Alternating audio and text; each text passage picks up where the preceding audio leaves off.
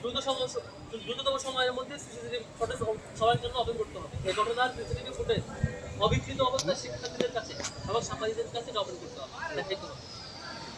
এবং সেই ফুটেজে যদি প্রমাণিত হয় ওই শিক্ষক এবং কর্মকর্তারা অভিযুক্ত যারা অপরাধী, তাহলে তার বিরুদ্ধে অতি দ্রুত তাদেরকে একটু বরখাস্ত করতে হবে। নাম্বার 3, যদি ফুটেজ না পাওয়া যায়, কালকে 8-9 ঘন্টা অপেক্ষা রাখবার পরও ফুটেজ লুকিয়ে রেখে আজকে যদি ফুটেজ ডিলিট করে দেওয়া হয়, নানা টেকনিক্যাল কারণে ফুটেজ পাওয়া যায় না, এই ধরনের কেস দেখানো হয়, কোনো যদি কিন্তু ছাড়াই আমরা ধরে নিব তিনি শুধু অপরাধে অভিযুক্তই নয়, তিনি হচ্ছে সিরিয়াস ক্রাইম করছেন এবং তিনি তার অপরাধ ধরে নেওয়া হবে এবং তাকে পদচ্যুতি করতে হবে। এই মর্মে আমরা অলরেডি আজকে এফএসএলের বিপি এখানে উপস্থিত হয়েছেন, নাইট এফএসএলের বিপি উপস্থিত হয়েছেন, ওনার বিপির নেতৃত্বে আজকে একটা কর্মসূচি চলেছে। সেই ফলে সেটি হচ্ছে শিক্ষার্থীরা এই দাবিতে যে 3টি পয়েন্ট বলেছে, সেই 3টি দাবিতে শিক্ষার্থীরা গিয়ে প্রভোস্টের রুমে তালা লাগিয়েছে আবারও, অর্থাৎ ফুটেজ আসবার আগ পর্যন্ত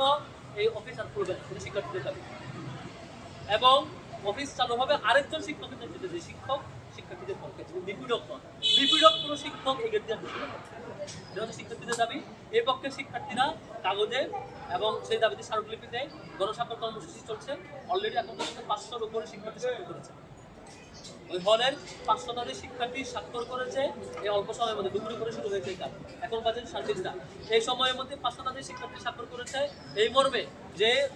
দ্রুত সময়ের মধ্যে ফুটেজ ওপেন করতে হবে, ফুটেজ পাবলিক করার আগ পর্যন্ত এই অফিস খুলবে না।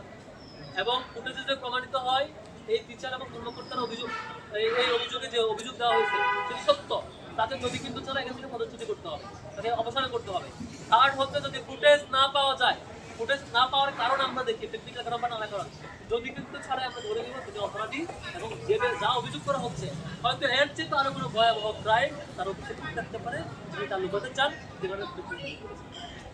এই জন্য আমরা এই দাবি জারি থাকবে, আশা করবো মাননীয় উপদেষ্টা নিশ্চয় আমাদের এই দাবি শুনবেন। তিনি যদি শিক্ষার্থীদের মিনিমাম পক্ষে থাকেন, তিনি যদি ঘোষণা দিয়েছিলেন, তিনি ভাইস চ্যান্সেলর ঘোষণা দিয়েছিলেন, ওনার একটা দলীয় পদ আছে, তিনি একটা দলের শিক্ষা সম্পাদক, তিনি ঘোষণা দিয়েছিলেন তিনি নাকি বিশ্ববিদ্যালয় ডুববার পরে গেট দিয়ে ডুববার পর তিনি এই পরিচয় ভুলে যান, তিনি শিক্ষার্থীদের অভিভাবক ছিলেন, তিনি শিক্ষক হিসেবে পরিচয় দিতে চান। তিনি বলেছিলেন তিনি সেই জুলাই আগে আওয়ামী লীগের যে দলীয় ভূমিকা সেটি বাদ দিয়ে বরং এখন তিনি নতুন ইতিহাস ভাইস চ্যান্সেলর যেমন তিনি নতুন ইতিহাস করতে চান, দরকার বুঝলে তিনি যাবেন না। আজকে ওনার বক্তব্যের আমরা প্রমাণ দেখতে চাই, নাকি সরাসরি শিক্ষার্থীর পক্ষ থেকে ফুটেজ অবমুক্ত করে সবার কাছে ওপেন করে দিয়ে সত্যিকারের ঘটনা উন্মুক্ত করবেন এবং সরাসরি যে দাবি অপরাধীর শাস্তি, আমরা এখানে কোনো ইনভ্যালিড কোনো দাবি করি নাই, আমরা বলছি অপরাধ প্রমাণিত হলে শাস্তি দিবেন, আগে ফুটেজ ওপেন করবেন। আমরা খুবই ভ্যালিড দাবিতে অবস্থান করেছি, এখন সেই ভ্যালিড দাবিতে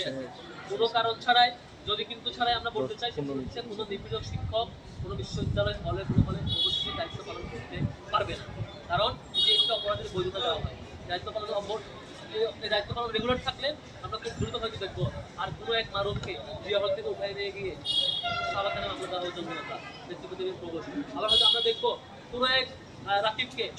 মসজিদ হল থেকে টর্চার করে রক্তাক্ত অবস্থায় সেন্সিটিভ অবস্থায় সাবাখানে গিয়ে মামলা দেওয়া হবে এবং তাকে জঙ্গি মামলা দেওয়া হবে।